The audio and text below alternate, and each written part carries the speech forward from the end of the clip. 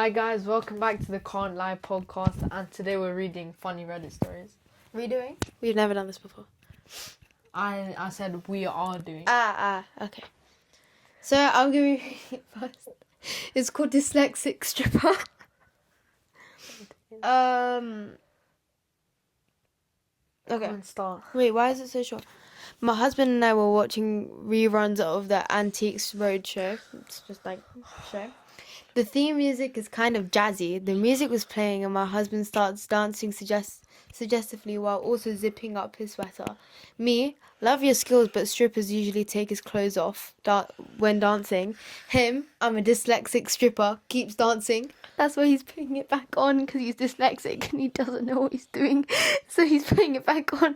But Guys, top 3 most unfunny things I've ever heard in my life. So now I'll pick one. So yeah. No. Hey. Sorry. Alright, so I found one. It's called the Phantom Shitter. That my co-worker and I had to clean up after. So Is it a long story? Yeah. Okay, Bismillahirrahmanirrahim. So I work at a restaurant, and the other night we had this sweet elderly couple come in for dinner. Come on. They finished their meal, and the gentleman excused himself to the restroom. No big deal, right? Well, he was in there for like an hour until his wife finally went in to retrieve him. Fast forward a few hours, now we're closing up. It's my turn to clean the bathroom. I walk in and oh my gosh, the horror. The toilet was clogged to the brim with poop. The trash can was overflowing with paper towels, smeared with, you guessed it, poop. And there was poop on the floor, and the smell.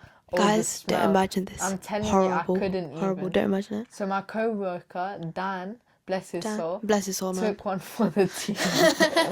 He unclogged the toilet, wiped up the poop on the floor, and I had to tackle the trash can. I pulled out the bag, and lo and behold, there was rogue turd hiding underneath the trash bag in the trash can. I don't even want to know how that happened. I don't want to know Even that. after Dan wiped down the walls with bleach, the bathroom reeked for days. It's only just starting to smell normal, but it was so bad you could smell it in the dining room. One of the cooks has dubbed this guy the Phantom Shitter. So yeah, that was our night. Hope someone find this as hilarious as we did. After the trauma subsided, of course. Wait, basically. Phantom Shitter. Yeah, I know it's like Phantom Shitter, but isn't it their fault for the food that they give? He's shitting that much. Elderly. That must be from like He's elderly. 1942.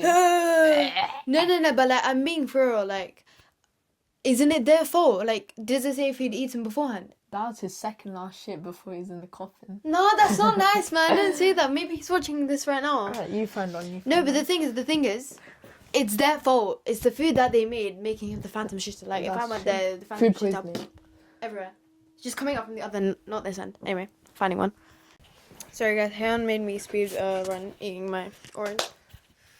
Can't stop thinking about that answer. Freaky shit. Can't say I'm a seasoned vet of the clubs. Only been to one I liked. Chill. We got adults downstairs, lab. One. But my friends who are of the nerdy / relationship variety, I might as well be Hugh Hefner. Can somebody comment who that is? Because I'm too young to.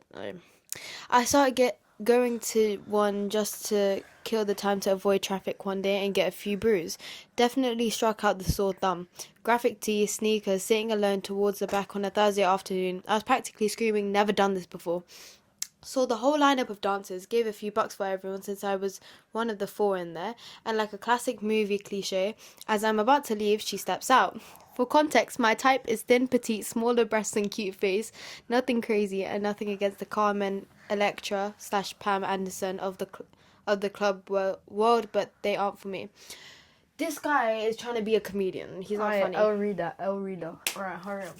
She probably saw the fuck me eyes pop out of my head like Saturday morning cartoons. She came over in her ridiculously high stilettos and tilted her head in pity, saying, "Can I come sit with you?" Holy shit, play it cool. Yeah, Okay, sure. Wait. Can we censor the bad words, please? Okay, sorry guys. Yeah, sorry. Nailed And I it. can't be asked to censor it, so Okay, you're gonna have sorry. to do that. That one's on you. So you're gonna have to censor. She finishes her dance and comes over. I'm racking my mind for anything I can say besides marry me. She says, "I'm Lily." Pat, fake names, sorry. we go through the usual questions. How's it going? How long you working till? How long you been here? What's your ring size? You know, the basics, maybe not that last one. We start talking about interests and our jobs. We actually like the same things, mutual love for animals. Could not have scripted this if I tried. The conversation flowed like no one else before.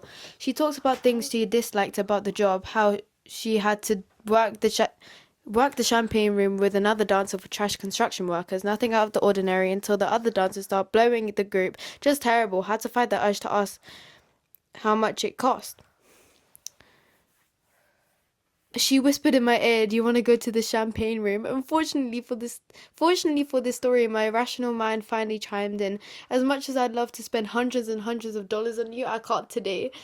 Then in a snap, after just one song, she says, "Okay, let's take a break." What? Huh? That's a thing?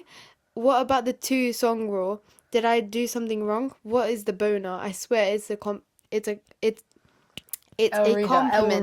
I hesitantly say, "All right," and we leave the room. I tip her anyway to try and get back on her good side, but no dice. And just like that, it was over. First heartbreak at the club, crushed. She did me a DU and went on her way. She took. Okay, that's. Don't fall in love. What the flip? Look, I had to skip like 10 paragraphs because. Yeah, that's horror story anyway. That's such a bad story. But they were about to get freaky. That's literally it, and they didn't get freaky. Okay. And more. So I'll pick one now. Last one. Bye, gang. Alright. So, I shall. So I found one. Receptionist likes my cologne. I don't wear cologne. Hi all. I think this is funny, but not entirely sure you guys will agree. Let's find out. Long story short. Yeah. Long story short. Yeah. Long short. Long short. Guys. Long short. Long story short, I drive a UTE pickup truck for you Americans. I do a lot of pickups and deliveries for work. Yesterday I stopped by one of our suppliers to pick up some stuff. I popped into the main office to let the receptionist know I was there. She called up the storeman to let him know. Then she asked me, "What are you wearing?" I was confused because she could see me quite clearly, and for work, I wear high visibility workwear, so it's pretty clear what I'm wearing. When I pointed at my shirt, all confused, she laughed and said, "What cologne are you wearing? I could smell it. I could smell it last time you were here as well, and it's lovely." Cue even more confusion because I don't wear cologne. When I told her that, she was insistent that I had a lovely scent to me. That's when I realised what she was smelling. I pulled out my vape pen and passed it to her. She smelled it and laughed. That was the scent. Black. That's not even funny. Astaghfirullah, man. Guys, don't do that, please. If you do that, then scroll. Then scroll. If you do that, then scroll, because find other vape Reddit stories for you, because that's horror. Anyway, I hate vapes and I love you guys. If you vape, you're automatically not being related, known, spoken, anything to us. And I love you. Wait.